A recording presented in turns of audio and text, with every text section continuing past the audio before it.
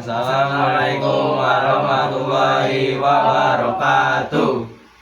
Kami dari kelompok 1 ingin memperkenalkan diri. Saya Hazriel Putarapa. Saya Faizi Bersalan. Saya Nopal Behaki. Saya Naban Gali Zulfadli. Saya Angga Kusuma. Saya Rahmat Rubiono. Kami di sini ingin membuat tugas PAI tentang Daulah Utsmaniyah. Awal berdirinya, pendiri Utsman bin Tugrul Osman I. Tempat berdiri sekitar 1299 Masehi. Tempat lahir wilayah Anatolia, Turki sekarang. Daulah Utsmaniyah muncul setelah kerajaan Saljuk-Rum mulai melemah.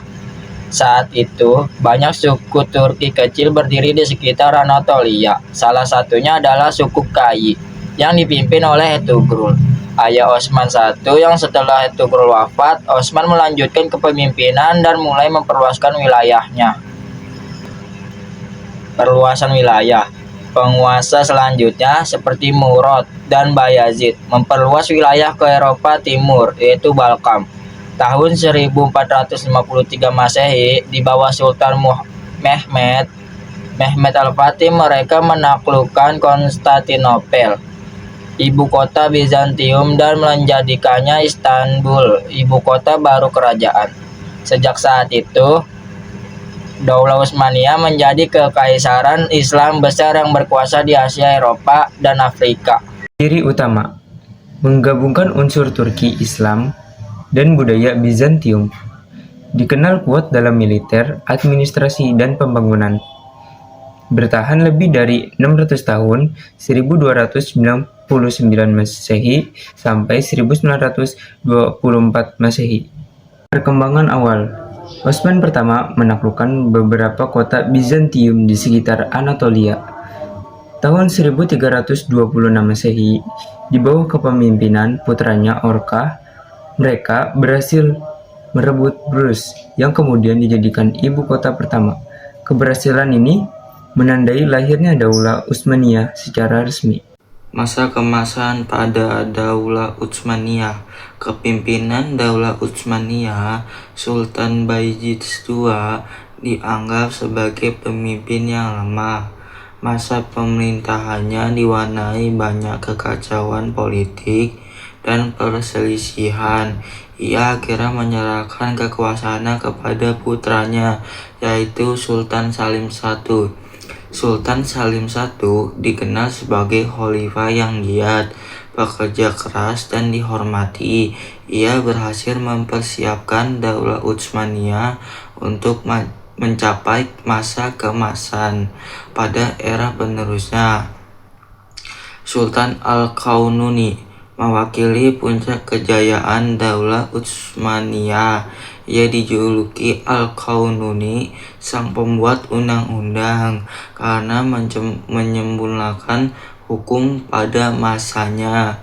Ia berhasil membangun banyak infrastruktur seperti masjid, istana, dan museum, dan melakukan penaklukan besar yang mencakup kota-kota di Timur Tengah seperti Balkan dan Afrika Utara, hingga kekuasaannya menjangkau 3 benua.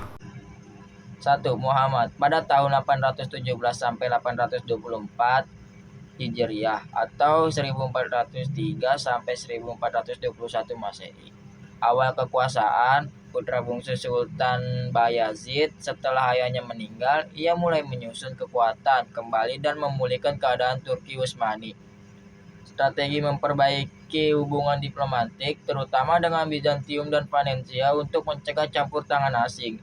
Prestasi berhasil mengangkat citra Daulah Utsmaniyah, menyusun pemerintahan, memperkuat tentara, dan memperbaiki kesejahteraan masyarakat.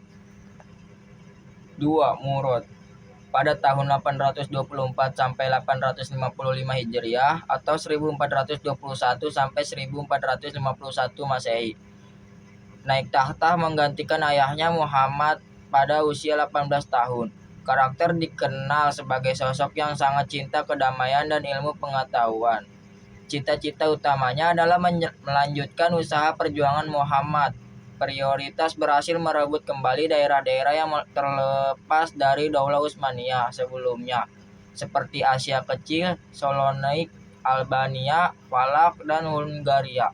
Membangun istana penguasaan berunsur akademis, mendirikan akademik untuk kesejahteraan keilmuan, dan membagi-bagikan harta kepada penduduk Mekah, Madinah, dan Baitul Maqdis setiap tahunnya. Wafatnya meninggal dunia di kota Ummah pada usia 43 tahun. 3. Muhammad Al-Fatih pada tahun 855 sampai 884 Hijriah sampai 1451. Salah. Yang ketiga, Muhammad atau Al-Fatih pada tahun 855 sampai 884 Hijriah atau 1451 sampai 1481 Masehi. Gelar bergelar Al-Fatih sang penakluk karena berhasil menaklukkan Konstantinopel. Awal kekuasaannya mulai berusaha membangkitkan kembali sejahtera umat Islam ketika berusia 22 tahun. Penaklukan Konstantinopel berlangsung selama 54 hari. Terjadi pada hari Jumat 6 Jumadil Ula 857 Hijriah atau 29 Mei 1453 Masehi. Penaklukan ini disebut sesuai dengan hadis Nabi Muhammad SAW. Konstantinopel merupakan kota yang sangat strategis. Pasca menaklukkan, setelah memasuki Konstantinopel, ia memerintahkan agar gereja Hagia Sophia digunakan sebagai masjid dan memberikan perlindungan serta menjamin kesejahteraan bagi seluruh penduduk Konstantinopel. Masa kemunduran Daulah Utsmaniyah. Setelah Sulaiman Al-Qauni meninggal dunia, Daulah Turki Utsmani mulai mengalami kemunduran yang signifikan. Daulah Utsmaniyah banyak kehilangan wilayahnya, banyak muncul pemberontakan, perebutan kekuasaan, dan krisis kepimpinan. Para sultan yang menjadi khalifah setelah Sulaiman Al-Qauni tersebut antara lain sebagai berikut. 1. Sultan Salim dari 1566 sampai 574 Masehi. Sultan Salim naik tahta menggantikan ayahnya, yaitu Sultan Al-Qauni. Beliau memiliki perangai yang kurang baik dan banyak menghabiskan uang negara untuk pribadi. Pada masa ini terjadi penyerangan dan pasukan Turki Utsmani mengalami kekalahan. 2. Sultan Murad dari 1574 sampai 1595 Masehi. Sultan Murad naik tahta menggantikan ayahnya, yaitu Sultan Salim. Di bawah kepemimpinannya, Daulah Utsmaniyah dapat merebut kembali Tunisia. Bahkan pada tahun 1577 berhasil menguasai wilayah Tiflis di Laut Hitam dan kota Tibris yang merupakan ibu kota Safawi. Selain itu, pada tahun 1593 juga berhasil menduduki kota Bosnia. Sultan Murad memiliki sifat yang kurang baik seperti ayahnya, yang menyebabkan terjadi pemberontakan, penurunan nilai mata uang, sehingga tidak mampu membayar gaji pegawai dan gaji para pasukan.